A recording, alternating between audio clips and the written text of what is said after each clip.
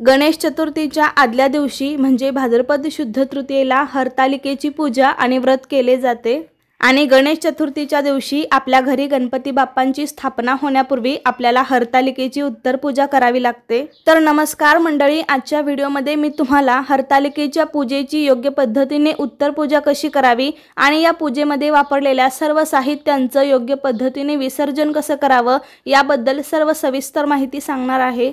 त्यासाठी हा व्हिडिओ शेवटपर्यंत पहा, जास्तीत जास्त लोकांपर्यंत शेअर करा आणि चॅनलला सबस्क्राइब नक्की करा। हरतालिका व्रताची देवता भगवान शंकर आणि माता पार्वती आहेत, त्यामुळे हरतालिकेचे व्रत हे सर्वश्रेष्ठ मानले जाते। त्यामुळे अनेक कुमारिका आणि सौभाग्यवती स्त्रिया हे हरतालिकेचे व्रत करत असतात। तर यावर्षी शुक्रवार दिनांक 6 सप्टेंबर 2024 रोजी हरतालिकेची पूजा केली जाणार आहे आणि ह्याची उत्तर पूजा दुसऱ्या दिवशी सकाळी केली जाते। शक्यतो सकाळी 12च्या आतमध्ये आपल्याला ही उत्तर पूजा करायची असते। जर तुम्ही हरतालिकेच्या पूजेप्रमाणेच योग्य पद्धतीने उत्तर पूजा आणि पूजेचं विसर्जन केलं तर तुम्हाला सुद्धा या पूजेचं पूर्ण फळ मिळेल। तर आता आपण ह्याची उत्तर पूजा आणि योग्य पद्धतीने विसर्जन कसं करायचं ते पाहूया। तर नेहमीप्रमाणे या दिवशी सकाळी लवकर उठावे, स्वच्छ स्नान करावे। आपण ही उत्तर पूजा गणेश चतुर्थीच्या दिवशी करत असतो, त्यामुळे आपण घरी गणपती बसवण्यापूर्वी हरतालिकेची उत्तर पूजा करायची आहे। शक्यतो सकाळी 12 वाजायच्या आतमध्ये करा। स्वच्छ स्नान केल्यानंतर आपण ज्या ठिकाणी पूजा मांडली आहे तिथे दिवा लावावा, अगरबत्ती लावावी। त्यानंतर आपण वाळूचा जो महादेव बनवलेला असतो तो सोडून इतर सर्व पूजेवरती आपल्याला हळदी कुंकू वाहायचं आहे। सखी, पार्वती, गणपती बाप्पा, नंदी या सगळ्यांवरती सर्व पूजेवरती आपल्याला हळदी कुंकू वाहायचं आहे।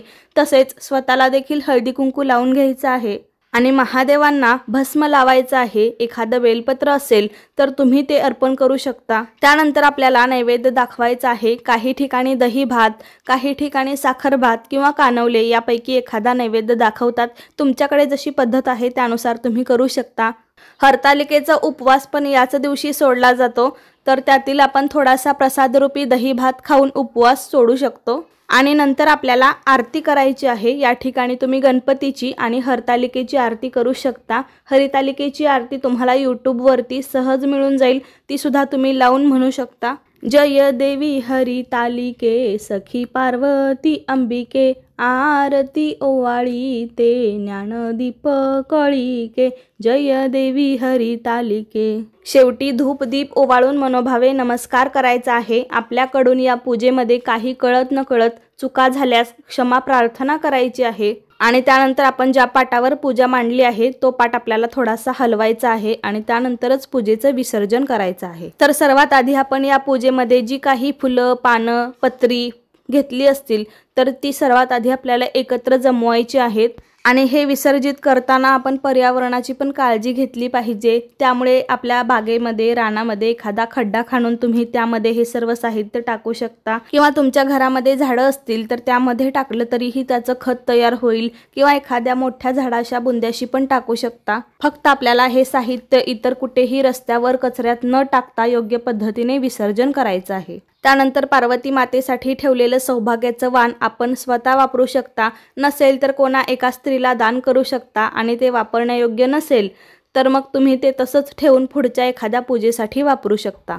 त्यानंतर तुम्ही पूजेमध्ये सखी पार्वतीची मूर्ती ठेवली असेल तर ती चांगली असेल तर तुम्ही ती तशीच ठेवून पुढच्या वर्षी वापरू शकता आणि जर मूर्ती खंडित झाली असेल, तुटली फुटली असेल तर ती विसर्जित पण करू शकता। विड्यावरती ठेवलेलं साहित्य पण आपण पुन्हा वापरू शकतो। पूजेमध्ये तुम्ही काही फळं ठेवली असतील तर ती प्रसादरूपी म्हणून घरीच खाऊ शकता।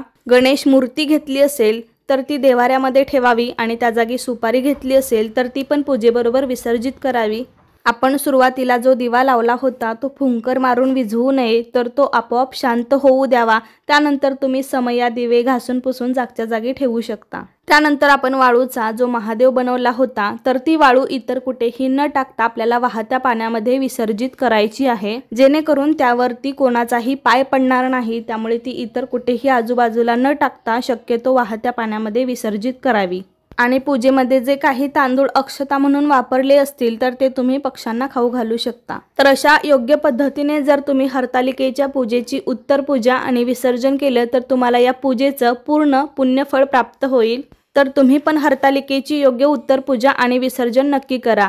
तर कसा वाटला तुम्हाला आजचा व्हिडिओ मला नक्की सांगा। आवडला असेल तर लाईक करा, जास्तीत जास्त लोकांपर्यंत शेअर करा आणि चॅनलवरती नवीन असाल तर अन्वीज मराठी कॉर्नर या चॅनलला सबस्क्राईब करायला विसरू नका। धन्यवाद।